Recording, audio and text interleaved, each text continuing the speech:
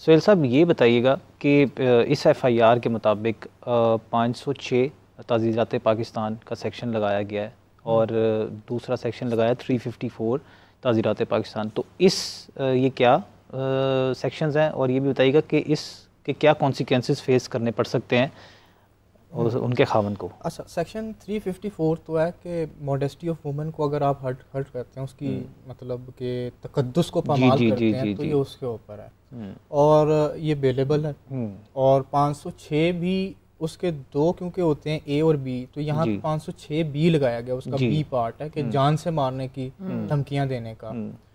तो इसके अंदर जो है ना वो मेरा ख्याल है इससे बेहतर सेक्शन लग सकते थे अभी। तो मेरा ख्याल है जब क्योंकि अभी हमारे अरशद साहब ये बता रहे हैं बात, क्योंकि जहाँ तक एफआईआर की नरेशन के मुताबिक उनको गन पॉइंट पर जो है वो फोर्स किया गया और बच्चों के सामने उनकी कनपटी पर पिस्टल रखकर उनको घसीट कर बाहर लाया गया। तो इस हवाले से तो असल में वो थोड़ा सा अटेम्प्ट टू मर्डर का सेक्शन नहीं लगना चाहिए था, का असूली तौर पे लगना तो चाहिए था। हाँ, लेकिन क्योंकि वो कहने से बंदूक तानी और उससे हिट नहीं किया, फायर नहीं किया और वो मिस नहीं हुआ, क्योंकि 324 का जो है वो ये होता है कि आपने मारा तो आपने अटेम्प्ट किया जी, उसके लिए फिर गोली का निकलना या उस निकलना लाज़मी है। लेकिन मैं यहाँ पे एक पॉइंट ऐड करूँगी, बीच में ग्रेवियस बॉडीली हार्म भी तो आया, जिस तरह मैंने भी पिक्चर्स देखी, वो भी बता रहे हैं कि काफ़ी ज़्यादा तशद्दुद हुआ है। और जो वो हार्म के वाले से मीडिया पर देखी जा रही हैं उस हिसाब से तो जी काफ़ी ज़्यादा, वो मेडिकल रिपोर्ट के बाद ही कंफर्म होगा। देखें वो 337 है हर्ट का, जुड़ का जो सेक्शन है जी जी, जो कि सारी बात करता है 337 ए बी सी और आगे जो हर्ट की इकसाम है। तो क्योंकि ये फेस पे या प्राइमा फेशियल नजर भी आ रहा है अभी, क्योंकि अरशद साहब ये कह रहे हैं कि वो अभी मेडिकल रिपोर्ट के लिए दोबारा गए हैं। अब again as a student of law, अगर मेडिकल रिपोर्ट जो है वो जितनी डिले होगी it will favour the accused. Exactly. तो मैं यहाँ पर जो है ना ये चीज़ भी रेज करना चाहूँगा कि ये बड़ी हमाकत वाली बात है कि उन्होंने अगर इनिशियल मेडिकल कर लिया था तो ये दोबारा से क्यों करना चाह रहे हैं जी।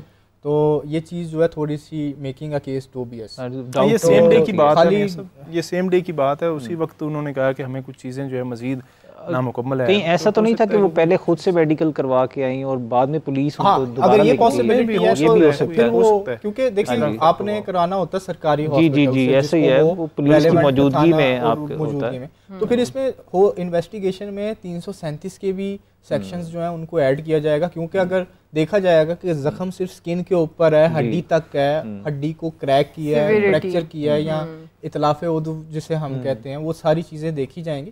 तो वो फिर मेरा ख्याल है सप्लीमेंट्री स्टेटमेंट में मजीद जो है वो सेक्शंस को ऐड किया जा सकता है, अगर इस केस को वो आगे वो मजिस्ट्रियल पावर है कि अगर मजिस्ट्रेट साहब समझते हैं तो वो सेक्शन जी, वो भी मेडिकल आएगी तो मेडिकल से जख्म की नोयत का पता लगेगा, फिर वो सेक्शन ऐड किया जाएगा। जी जी जी जी। इज़्ज़त, आप क्या इसमें कहना चाहेंगी कि किस हद तक ये केस मजबूत है, ये एफआईआर कितनी स्ट्रॉन्ग है और इसके क्या कॉन्सिक्वेंसेस फेस करने पड़ सकते हैं? बिल्कुल, देखें जो सारी बात मैंने सुनी अरशद साहब से भी और सोहेल साहब ने भी आपको सेक्शंस कोड की हैं, तो और दूसरी बात ये कि ये ऑन मीडिया आ गया, एक हाईलाइटेड केस हो गया और सारे प्रूफ हैं, उनके पास तस्वीरें हैं, बच्चे विटनेस हैं और if I am not wrong बच्चों की शहादत किस हद तक?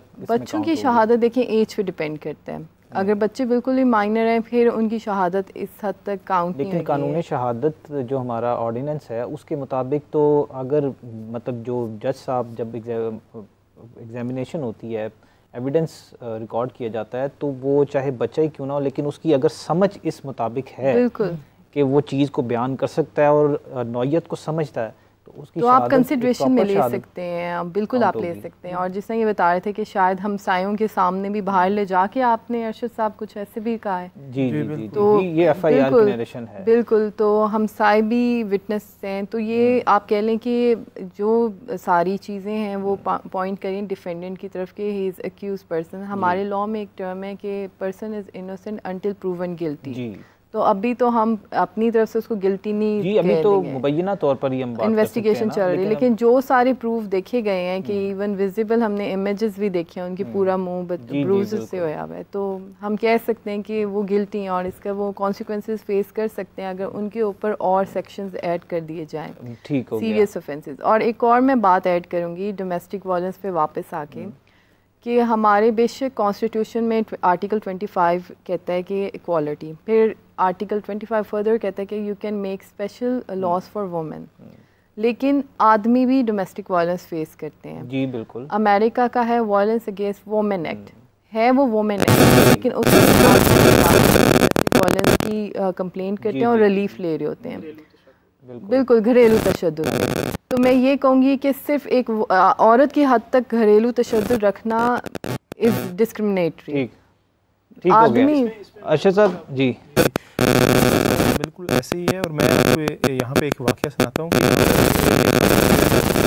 रहायशी थी, उनका शौहर जो है वो उनके ऊपर तशद्दुद करता था। वो तंग आके, उसके 3 बच्चे थे, तंग आके कोर्ट में आई अपने वकील से, उसने मशवरा करने के लिए कि मैं अब क्या करूँ। उसने बताया कि मेरा एक बेटा A लेवल कर रहा है, बेटी मेरी जो है वो 4th ईयर की स्टूडेंट थी। ठीक।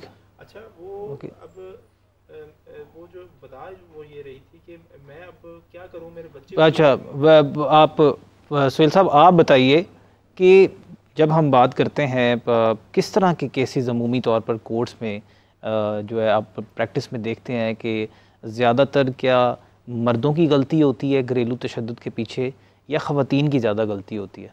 अच्छा देखें, इस तरह क्वांटम डिटरमिन करना तो मेरा ख्याल है पॉसिबल नहीं होगा, लेकिन अगर इन प्रैक्टिस अगर हम देखें तो बहुत से मामलात में कभी ख़वातीन की भी होती है और कभी कभी जो है वो मर्दों की भी होती है। बिलखसूस वो वाला में तशद्दुद किया जा रहा है। अब देखें जो ब्रूजेस नज़र आ रहे हैं, हड्डी टूट गई है या कोई इस तरह का, ये तो वाज़े तौर पे नज़र आ रहा है ना। हाँ जी। और वैसे भी हमारा मुआशरा ओवरऑल जो है वो बहुत ज़्यादा इंटॉलरेंस के ऊपर चल रहा है। हाँ जी। और इसके अंदर हाँ जी जी, तो वो सब चीज़ें जो है ना वो इसके अंदर होती हैं। कभी कभी ऐसा भी होता है कि ख़वातीन जो हैं वो लॉ को मिसयूज़ भी करना चाहती हैं। जी जी जी, जी। लेकिन वो बहुत कम होता है। मोस्ट ऑफ द टाइम पे अव्वल तो जिस तरह बताया अर्शद साहब ने, सिर्फ 200 केसेस जी जी जी जी जी पंजाब के, यानी कि 200 केस का होना जो है ना वही बता रहा है कि लोग इस चीज़ को, इस रेमेडी को अवेल ही नहीं करते। जी जी जी जी। इट वुड बी लाइक अब क्या बिल्कुल भी नहीं वो जो है ना रेमेडी को अवेल किया जा रहा। ठीक। अच्छा मेंटेनेंस, अब देखें यहाँ पर क्योंकि अवेयरनेस नहीं है कि अगर बिल फर्ज खावंद या जो बीवी बच्चे हैं उनको मेंटेनेंस नहीं दे रहा तो वो मेंटेनेंस भी मांग सकते हैं। हम आम तौर पे ये समझते हैं कि शायद डोमेस्टिक वायलेंस जो है वो सिर्फ और सिर्फ जो खावंद जो फैमिली कोर्ट है हम वहाँ पे जाके खुला के वक्त ही मेंटेनेंस मांग सकते हैं। Not, this is not domestic violence act जो है वो इसके अंदर घरेलू तशद्दुद के अंदर भी आप ये अपना मांग सकते हैं, क्योंकि जाहिर है घरेलू तशद्दुद के वाकयात खर्चे ना होना और ऐसे ही मामलात की वजह से शुरू होते हैं। मैं इज़्ज़त आपसे पूछना चाहूँगा, ये बताइएगा कि किस तरह का असर, बीइंग अ वुमेन आप बेहतर जानती हैं कि एक माँ ही बच्चों की तरबियत करती है, जब ऐसे घर में झगड़े और घरेलू तशद्दुद के वाकयात बढ़ते जाते हैं तो इसका असर बच्चों पर कितना ज़्यादा पड़ता है? बिल्कुल, मैं आपको अपने केसेस से कोट करूँगी। मेरे पास काफ़ी ख़वातीन आती हैं जिनके बच्चे भी आगे जो हैं वो साइकोलॉजिकल इस चीज़ का इफ़ेक्ट ले रहे होते हैं मेंटली। एक रिसेंटली मेरे पास आई हैं, वो कह रही हैं कि इवन उनका बच्चा जो है अब थेरेपिस्ट के पास जा रहा है ड्यू टू सर्कमस्टांसेस, कॉन्स्टेंट जो उसने अब्यूज़ देख रहा है, माँ बाप की लड़ाइयाँ देख रहा है। तो इस चीज़ में डोमेस्टिक वायलेंस में इसलिए डिपेंडेंट चाइल्ड भी एडिड है। ज़हनी नशोनुमा पर भी बहुत बिल्कुल। देखिए अब आपका हेल्दी एनवायरनमेंट नहीं होगा, बच्चे पिक करते हैं और ये वायलेंस फिर उनके अंदर बैठ जाता है। वो जब बड़े होते हैं और वो रिपीट करते हैं, वो ये सब कुछ रिपीट करते हैं, ये चीज़ें उनके अंदर से जाती तो नहीं है। साइकोलॉजिकली आप ऐसी होता है कि फिर वो जो देखते हैं चीज़ उसको ऑब्जर्व करते हैं और इन फ्यूचर जब वो बड़े होते हैं वो साइकिल रिपीट होता जाता है। और औरत नेचुरल हाँ जी, जब हम छोटे बच्चे को देखते हैं कि जब अक्सर हम कहते हैं ना कि जी हम बच्चों के सामने कोई चीज़ बोलेंगे तो वो फौरी रिपीट करते हैं। बिल्कुल। और कोई एक्शन करते हैं तो वो फौरी, अगर बाप स्मोकिंग करता है तो कुछ अर्से बाद आप देखेंगे कि वो बच्चा भी सिगरेट की तरफ करते हैं, जरूर माइल होगा।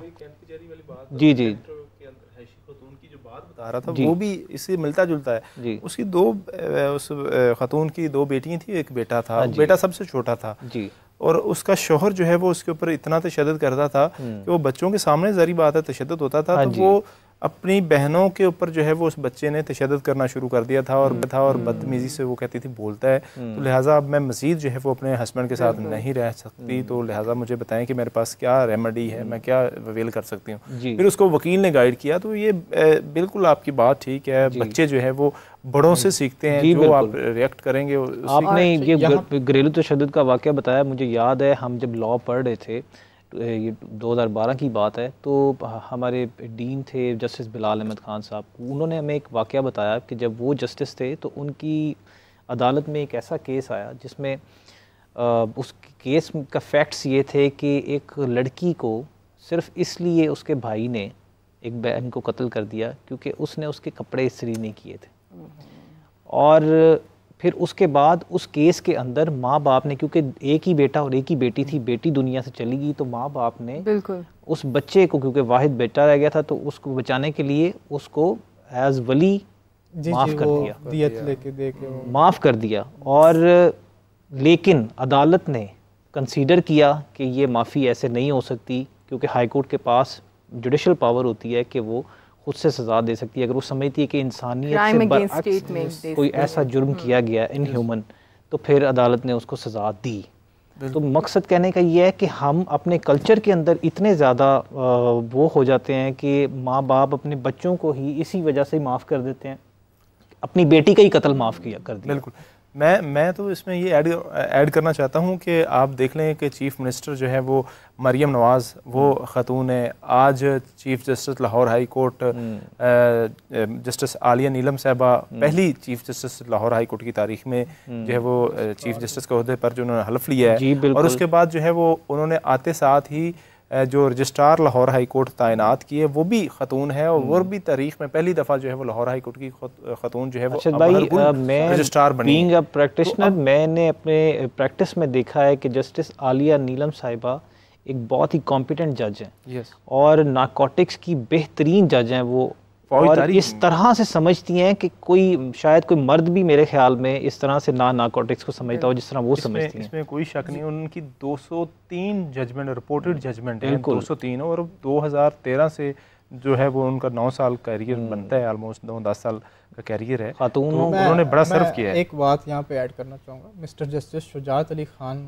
अगर आप उन्हें भी देखें जिनको बाईपास किया गया, मिस्टर जस्टिस अली बाकर नशवी साहब, ये तो एक अलग फैक्ट है ना जी, हम तो बात कर रहे हैं उनकी कॉम्पिटेंसी पे, ये तो एक अलग फैक्ट है कि सीनियरिटी को किया गया कि नहीं किया गया, दिस इज अनदर इशू। एक चीज़ को मैं मतलब यहाँ पे करना चाहूँगा, अभी मिसाल के तौर पे आप देखें कि मैडम आयशा जान ज़ेब साहिबा का वाक़या है, दैट इज़ कंडेमनेबल, लेकिन हमारे समा के ही प्रोड्यूसर हैं आतिफ रहमान साहब, उनके वालिद साहब को जो है वो सुबह वॉक करने निकले हैं, उनको जो है वो उठा लिया गया और कोई पता नहीं किसने उठाया, पर्चा दर्ज हुआ, और कल रात को पता लगता है कि उनकी जो नाश है वो नहर से मिली। तो मैं सिर्फ ये रिक्वेस्ट करूंगा हुकूमत से, रियासत से रिक्वेस्ट करेंगे कि वायलेंस जो है, ये इंटॉलरेंस जो है, एक्शन लिया जाए, इसके ऊपर भी एक्शन लिया जाए, इस पे भी नोटिस लिया जाए। जी बिल्कुल। देखें जो वायलेंस है ना उसका कोई जेंडर नहीं होता। मैं एक ये बात बता दूं,